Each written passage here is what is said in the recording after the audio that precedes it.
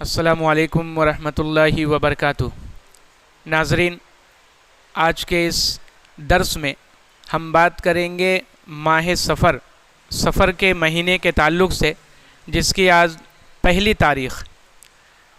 سفر کا مہینہ بہت سارے ہمارے ایمان والے بھائی جو ہیں وہ سمجھتے ہیں کہ سفر کا جو مہینہ ہے وہ منحوس ہے اور اس میں کیا ہوا کام جو ہے وہ صحیح نہیں ہوگا، اس میں بگاڑ اور فساد پیدا ہو جائے گا یا وہ کام ناقص رہ جائے گا۔ اس طرح کے عقیدے اور اس طرح کی مینٹیلٹی اور ذہنیت ہم ایمان والوں کے اندر اس مہینے کے تعلق سے پایا جاتا ہے۔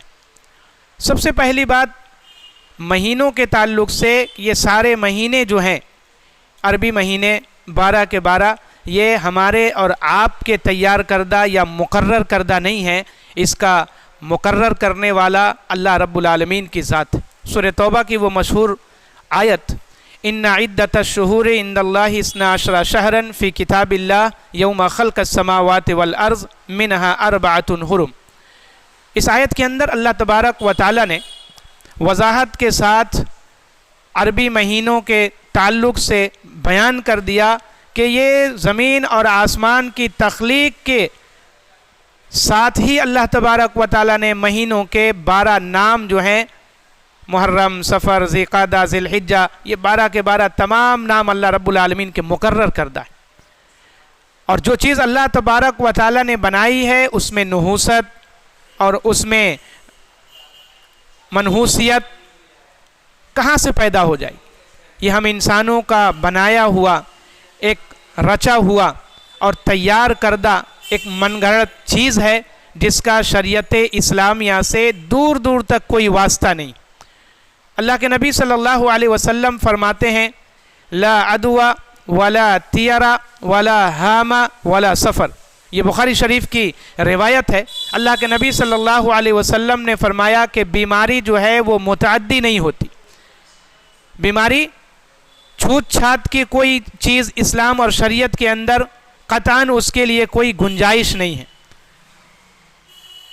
ولا طیرہ، اور نہ ہی بدشگونی، سپرسٹیشن جس کو بولا جاتا ہے، اس کے لیے کوئی جگہ ہے اسلام کے اندر۔ ولا ہاما، اور نہ ہی الو، یہ منحوس جانور ہے۔ ولا سفر، اور نہ ہی سفر کا مہینہ جو ہے وہ منحوس ہے یا نحوست والا ہے یا برا ہے۔ امام بخاری رحمہ اللہ نے اس کو اپنی صحیح کے اندر نقل فرمایا۔ اللہ کے نبی صلی اللہ علیہ وسلم نے اس حدیث کے اندر واضح طور سے سفر کے مہینے کا ذکر فرما کر کے کہا ہے کہ سپرسٹیشن، نحوست اور منحوس جیسی کوئی چیز شریعت اسلامیہ میں نہیں ہے، نہ اللہ رب العالمین نے اس کی اجازت دیا اور نہ ہی جناب محمد رسول اللہ صلی اللہ علیہ وسلم نے اس کی اجازت دیا ہے۔ ہر جانور اللہ رب العالمین کا بنایا ہوا، ہر جانور اللہ تبارک و تعالیٰ کا پیدا کیا ہوا، ہر مہینہ اللہ تبارک و تعالیٰ کے طرف سے مقرر ہے، اور ہر بیماری اللہ رب العالمین کے طرف سے آنے اور جانے والی ہے۔ پھر اس میں نحوست یا سپرسٹیشن کہاں سے آ گیا؟ یہ ساری چیزیں کہاں سے آئی؟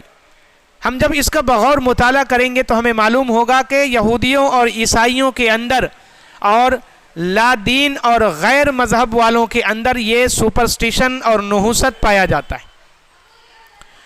پرانے زمانے میں بھی یہ چیزیں پائی جاتی تھی۔ کسی کے گھروں پر الو بیٹھ گیا تو لوگ اس کو منحوس سمجھتے تھے، اچھا نہیں شمار کرتے تھے۔ اگر کسی کے گاڑی کے سامنے سے کوئی بلی گزر گئی اسے منحوس سمجھتے، گاڑی آگے نہیں بڑھاتے۔ اسی طریقے سے اگر کوئی اور معاملہ، جیسے گنتیوں میں نمبر میں 13 نمبر کو منحوس سمجھا جاتا ہے۔ بہت سارے لوگ کسی رنگ اور کلر کو منحوس سمجھتے ہیں، وہ پہنتے نہیں ہیں۔ بہت سارے لوگ جو ہیں وہ کسی اور چیز کو منحوس جانتے ہیں اور اس سے سپرسٹیشن لیتے ہیں۔ شریعت کے اندر ایسی منحوسیت والی چیزوں کے لیے کوئی گنجائش نہیں، کوئی ایسا عقیدہ نہیں۔ اللہ رب العالمین کے کتاب میں ایسی کوئی آیت نہیں، اور نہ ہی جناب محمد رسول اللہ صلی اللہ علیہ وسلم کی احادیث میں ایسی چیزوں کی غلط عقیدے کی کوئی جگہ ہے۔ اس لیے ہم اللہ کے واسطے سفر کے مہینے کو بالکل دوسرے مہینوں کی طرح سمجھیں، اس میں ہر اعمال انجام دیں، ہر نیکی کا کام کریں، ہر بھلائی کا کام کرنے کی کوشش کریں۔ اللہ کے نبی صلی اللہ علیہ وسلم کے صحابہ کا یہ عقیدہ تھا، بدشگونی یہ جائز اور درست نہیں۔ مسند احمد کی روایت ہے، اللہ کے نبی صلی اللہ علیہ وسلم نے فرمایا کہ اگر کسی کو بدشگونی اس کے کسی کام اور عمل سے روک دے تو اس نے شرک کیا ہے۔ 3 مرتبہ اللہ کے نبی صلی اللہ علیہ وسلم نے کہا کہ وہ شرک کرنے والا ہے، وہ مشرک ہے، وہ مشرک ہے۔ صحابہ اکرام نے پوچھا اللہ کے نبی صلی اللہ علیہ وسلم اگر بھول چوک سے یا غلطی سے یا لا علمی میں اگر ایسا کوئی عمل کسی سے ہو جائے تو اس کا کفارہ کیا ہے؟